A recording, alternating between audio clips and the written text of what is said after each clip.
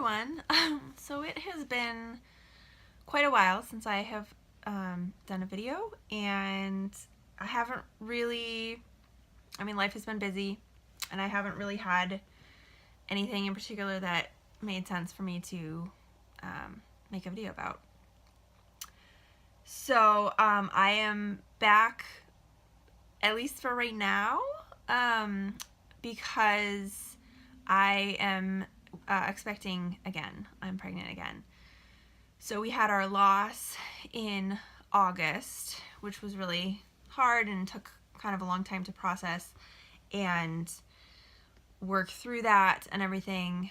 Although I feel like we did pretty well with that, and it wasn't, I know that there are some people who go through a loss and it's just completely devastating, and it takes a really long time to kind of process through it and get to a place where you're kind of not necessarily okay with what happened, but like that things are okay again. For us, it honestly didn't take that long for us to kind of work through it, and it was really sad, and we were really sad about it, obviously, but we pretty quickly were ready to be trying again, and so I waited like a cycle or so before like really kind of paying attention and trying again, and I think it was 3 cycles after the miscarriage, I ended up having a chemical pregnancy. And I wouldn't have known if we weren't trying and I hadn't been testing, because like my period came on time, and I just I tested a few days before my period was due and got a faint positive, and then it got darker the next day, and then it started getting lighter. And I was pretty sure, for some reason I had a feeling from the very beginning, like from the first positive. I even said to my husband, I'm like, this could just be, like this might be what they call a chemical pregnancy. This might not even last, beyond these few days. So that was hard, but somehow I knew that was unlikely to be a successful pregnancy. And I think part of how I knew that was I never got a positive digital test. We have a rabbit who's loose and running around a little bit right now. I never got a positive digital test that time. I got the positive, I don't know what line tests, but I never got a positive digital. So it seemed to me that that indicated that it wasn't a very strong positive. And at the same time as I went through that chemical pregnancy, I had also made the decision to go back to the IVF clinic. We have 3 frozen embryos left from our IVF cycle, and that we went through 3 years ago. We went through the IVF cycle, and we got 6 day 5 embryos. We did a fresh transfer that wasn't successful, and then we did a frozen transfer that in the process of thawing we lost an embryo, and then the 3rd embryo resulted in our son who just turned 2, and so then we had 3 more frozen.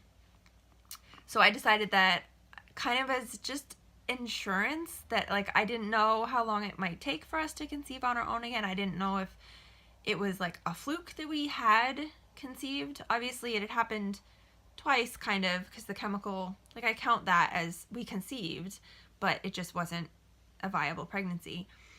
But I just, there were so many unknowns, and I just wanted kind of a backup plan, I guess. So I had made an appointment, and we went in and had a consultation with our doctor, and just kind of went over what doing a frozen transfer would look like and all of that. And we were planning on doing a natural cycle like I had done before when we did a frozen transfer before. And so like basically no medication, a trigger shot and progesterone, but that would be it. And before moving on to that, I needed to have some blood work done, which happened to be like, I needed to have it on day 3, and I happened to be on day 3 the day I was there, so it was just lucky that then they were able to just draw the blood then. And then I had to have a sonohystogram done, so I went and had that done the next week. And then we had our appointment scheduled to go in and sign the consent forms and all of that, and then hopefully move forward with the frozen transfer cycle. And literally, I think it was 4 days before we went in for that second appointment, I got a positive test at home. So it was Saturday. This was in January, the middle of January, and got a positive test and a positive digital. So I was like, this feels more real. And I was really nervous for a while. So because I had this appointment scheduled with the IVF clinic, I called that Monday morning. So my appointment was on Tuesday, and I called that Monday morning, and I'm like, so I don't know what I should do. Like, do I keep this appointment? What do I do?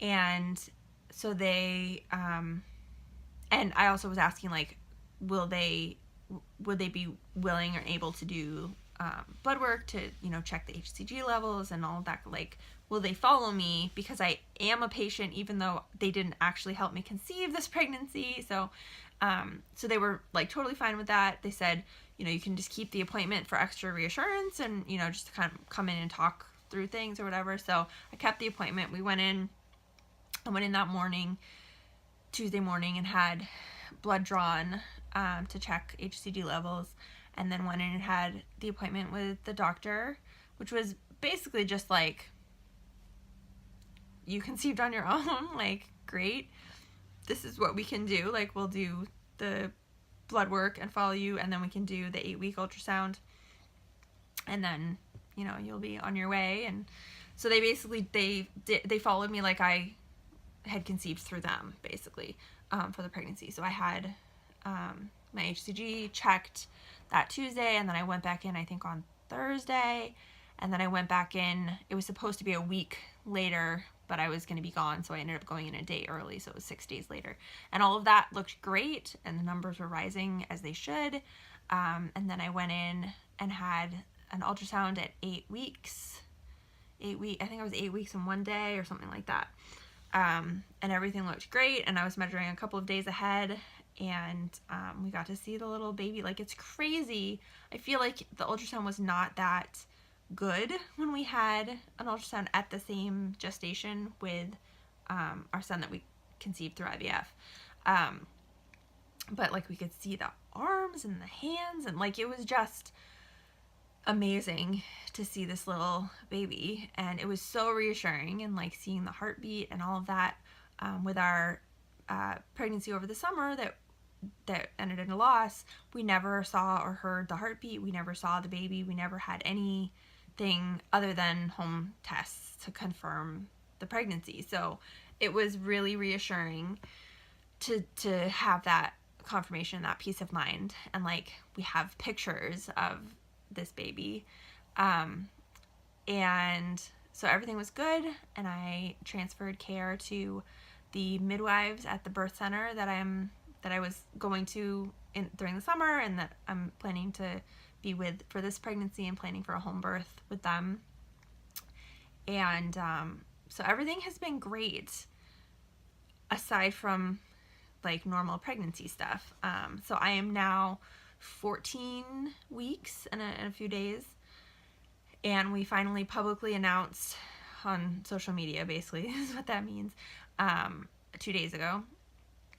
So that was kind of like what I was waiting for before making any kind of video here. And I have like no time to myself, basically, to record videos.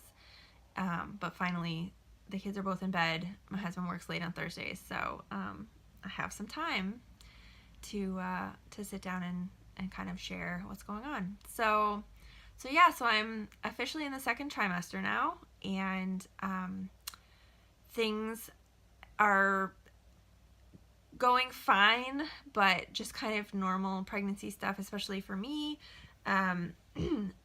Morning sickness, or all day nausea, more like, has been rough this go around. It started at like 5.5 weeks and has just been like relentless all day nausea, and just like feeling sick and gross, and having part of it for me, and this, I don't remember if I had this in my first pregnancy, but I definitely had it in my second pregnancy. I definitely had it in our pregnancy over the summer, and I definitely have it this time, is like this bad taste in my mouth that like nothing makes it go away, and it just adds to the nausea. My gag reflex is super, super sensitive, and I don't have a lot of vomiting, but there's just all of this other feeling awful all the time. And like the vomiting that I have had seems to be more related to the gag reflex than to actual nausea. Like there's definitely nausea involved, but kind of the last straw seems to be like coughing too hard or something like that, which I know is just delightful. But this is after all kind of a pregnancy update, so there is going to be some of that fun stuff. So yeah, and then also just like exhaustion, which is kind of par for the course, especially when I have 2 other kids to be managing during the day. And yeah, so it's definitely been challenging so far, but it's good. Everything is good so far. I'm due the end of September 23rd or 24th, depends on what you go by. So totally like reverse seasons from my other kids, who are my first, his birthday is coming up in a month at the end of April, and then my second one's born at the beginning of March, and now we're going like complete opposite. So I'll be like really pregnant through the summer, which is a new thing, and hope that that's not too bad, but like happy with the timing. Happy, it was kind of a whirlwind with the timing, because we were I was fine with going forward with doing a frozen transfer, and then all of a sudden I was like, no, you don't need to. So it's been really interesting. I've been much more cautious with telling people this time, which I wasn't sure how I would feel about that. Like, part of me felt like, well, I want to celebrate this pregnancy and this baby for as long as it's with us, but at the same time, I don't want to go through having to tell people that something has happened.